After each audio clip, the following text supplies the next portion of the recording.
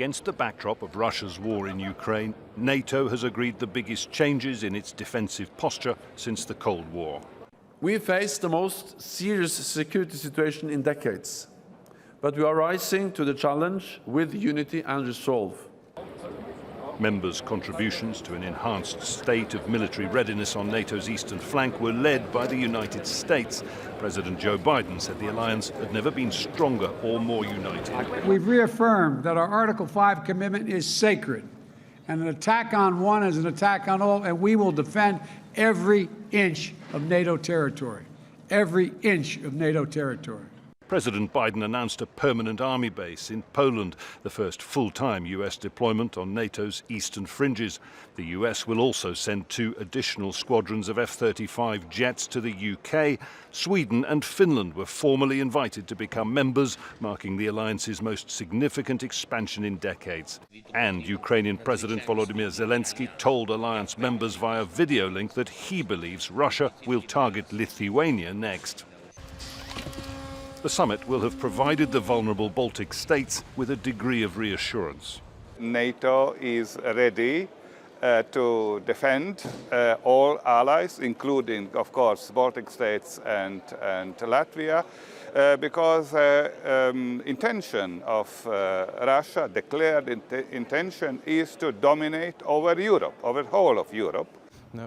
Vladimir Putin reacted to NATO's expansion, saying if military assets were moved to Finland and Sweden, Russia would respond in kind.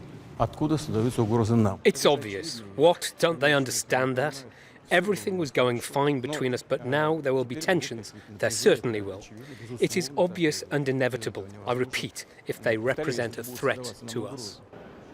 The only hint of disunity came from President Erdogan, who'd lifted his objections to Finland and Sweden's membership bids on Tuesday night after a deal was reached between the three on measures that could lead to the extradition of members of Kurdish groups wanted in Turkey. He warned that if he didn't see swift action on those commitments, well, the membership ratification process could yet be held up in the Turkish parliament. In his closing comments, NATO's Secretary-General described a world that is more dangerous and unpredictable, and he warned that things could get worse. A summit that took in climate change, terrorism, and the weaponization of space seldom strayed far from the Russian threat. Jonah, Al Jazeera, Madrid. Efforts to get Ukraine's grain out to world markets to control food inflation have also taken centre stage at the NATO summit. Our diplomatic editor James Bays has more on that. The UN, along with Turkey, have been working on a plan to try and get the grain that's trapped inside Ukraine out through the Black Sea, using the Turkish Navy to escort the ships and with UN inspectors to make sure those ships are not carrying weapons when they arrive in Ukraine. The plan is also for Russian grain and fertilizer to be brought back to world markets. President Erdogan at a news conference told me plans are proceeding well. We will continue to conduct phone diplomacy with Mr. Vladimir Putin and Mr. Volodymyr Zelensky this weekend or beginning of next week. We already have a roadmap that has been put in order. We will contact them and try to realize this grain corridor as soon as possible. An important development in recent hours, the barely populated but strategically important Snake Island in the Black Sea has changed hands.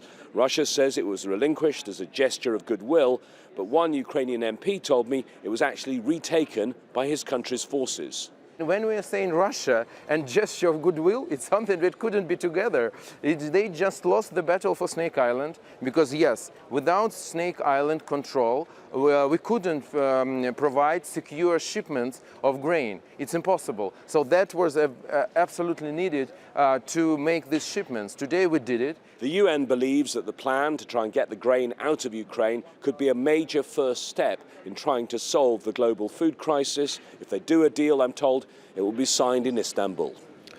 Samir Bouri was a ceasefire monitor in eastern Ukraine and is now a senior fellow at the International Institute for Strategic Studies. He thinks the retreat from Snake Island is an embarrassment for Moscow. Ultimately, it's an indefensible position for the Russians to hold. Maybe at the start of the invasion, the Russians thought they might have reached as far as Odessa, by now inland in Ukraine. But of course, they're nowhere near. They're as far as Kherson. So the Snake Island territory is not something that they can defend. It's really embarrassing for Russia to have to give this up. And I think the Russian Defense Ministry's statement is really dressing up that embarrassment. But just one other point on the Romania proximity that you mentioned, really, really important. I mean, this is so close to a NATO member state that one can imagine if there is actually wind behind the sails of a Ukrainian counteroffensive, that Snake Island would be retaken very quickly. So maybe the Russians have thought ahead on this.